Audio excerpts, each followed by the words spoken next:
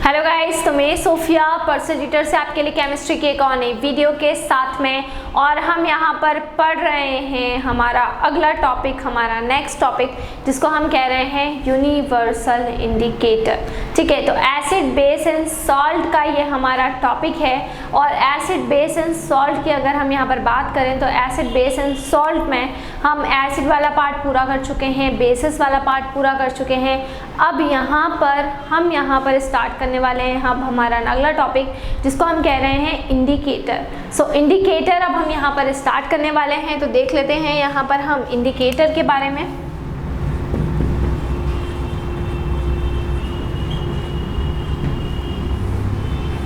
ठीक है, सो इंडिकेटर क्या होते हैं और इंडिकेटर का क्या यूज़ होता है। तो इंडिकेटर के बारे में तो हम पढ़ चुके हैं ऑलरेडी। मैंने एक पूरा आपको वीडियो बनाया था जिसके अंदर इंडिकेटर्स के बारे में मैंने आपको एक एक इंडिकेटर के बारे में डिटेल में बताया था। लेकिन यहाँ पर मैं एक स्पेशल टाइप के इंडिकेटर के बारे में आपको बताने वाली हूँ, जिसको कहते हैं यूनिवर्सल इंडिकेटर। ठीक है, तो यहाँ पर हम कौन से इंडिकेटर के बारे में पढ़ने वाले हैं। हम नॉर्मल इंडिकेटर नहीं पढ़ेंगे, हम पढ़ रहे हैं यूनिवर्सल इंडिकेटर के बारे में कि यूनिवर्सल इंडिकेटर क्या होता है। ठीक है, क्लियर। जब भी हम इंडिकेटर का यूज़ करते हैं, लाइक दैट लिटमस पेपर का यूज़ कर लिया, फिनोल्फथैलीन का यूज़ कर लिया, मिथाइल ऑरेंज का हमने यूज़ कर लिया, रेड कैबेज का हमने यूज़ करा, ऑनियन का यूज़ किया, तो इससे हमें क्या पता चलता है, एसिड और बेस इन दोनों की स्ट्रेंथ के बारे में पता चलता है अगर हम इनके बारे में डिस्कशन करते हैं तो। ठीक है, तो जब भी हम लिटमस पेपर का यूज़ कर लें, फिनोल्फथैलीन का यूज़ कर लें, मिथाइल ऑरेंज का यूज़ कर लें, हम इनमें से किसी का भी यूज़ कर लें, तो हमें एसिडिक और बेसिक कैरेक्टर के बारे में मालूम पड़ता है। ठीक है, क्लियर। बट स्ट्रेंथ के बारे में हमें किसी भी तरह से आइडिया नहीं होता। अब क्वेश्चन ये आता है कि स्ट्रेंथ क्या होती है। तो हम एसिड को दो कैटेगरी में डिवाइड करते हैं, strong acid and weak acid.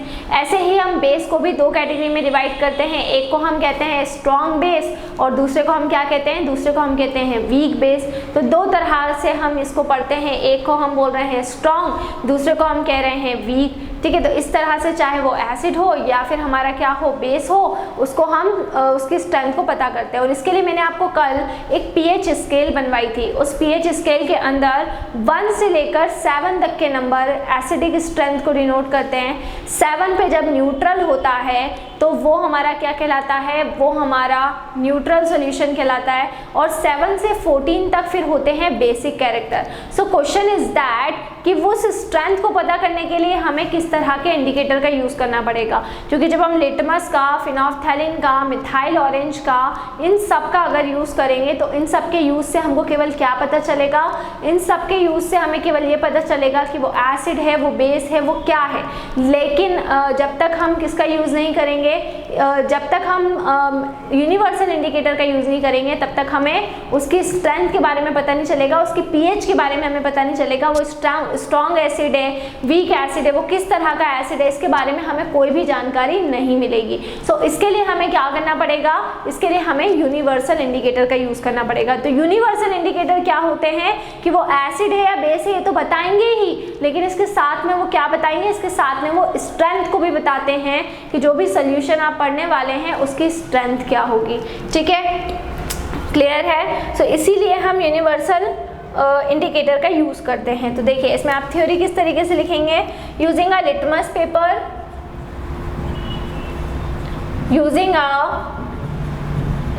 Paper, फिनोल्फथैलीन,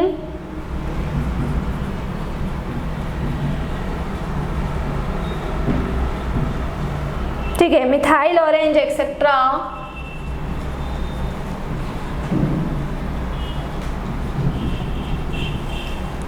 only the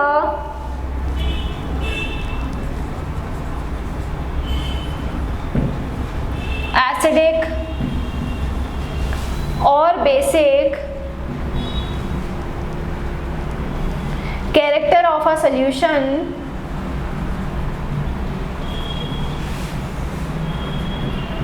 can be determined।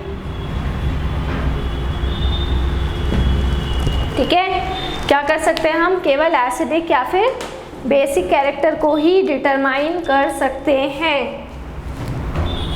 but the use of these indicators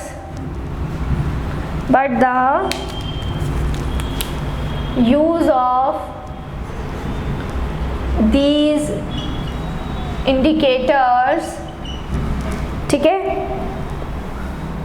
does not give the idea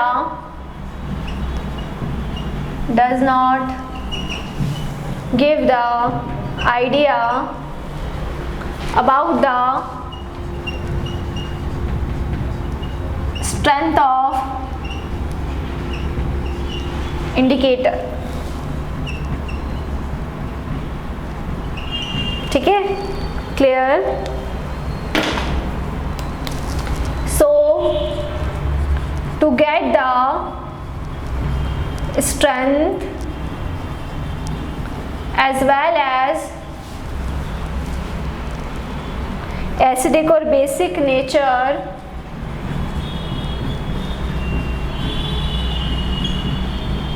universal indicator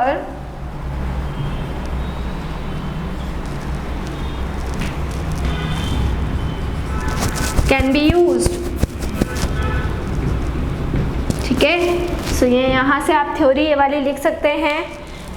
अब देखिए यूनिवर्सल इंडिकेटर से हम स्ट्रेंथ पहचानते कैसे हैं ये हम देख लेते हैं। तो जब हम यूनिवर्सल इंडिकेटर का यूज़ करते हैं तो उस यूनिवर्सल इंडिकेटर के अंदर क्या होता है, कुछ नंबर्स होते हैं और उन नंबर्स की हेल्प से हम पहचानते हैं कि हमारा टाइप ऑफ इंडिकेटर क्या है।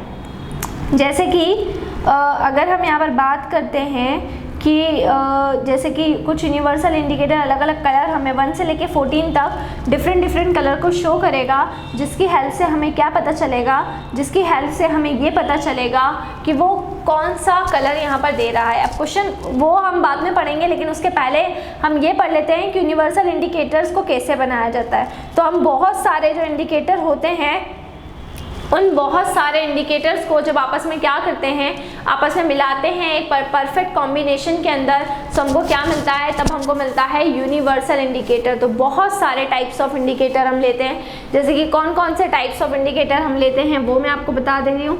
देखिए, तो इसके अंदर आपको अलग अलग टाइप्स ऑफ इंडिकेटर लेना है, जैसे कि वाटर ले लिया, प्रोपेनॉल, ठीक है, फिर आप ले लेंगे इसके अंदर फिनोल्फ्थैलीन,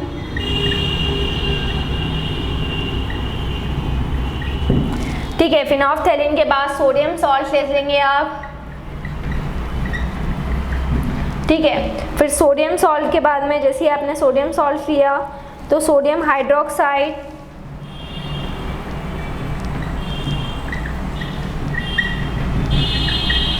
मिथाइल रेड,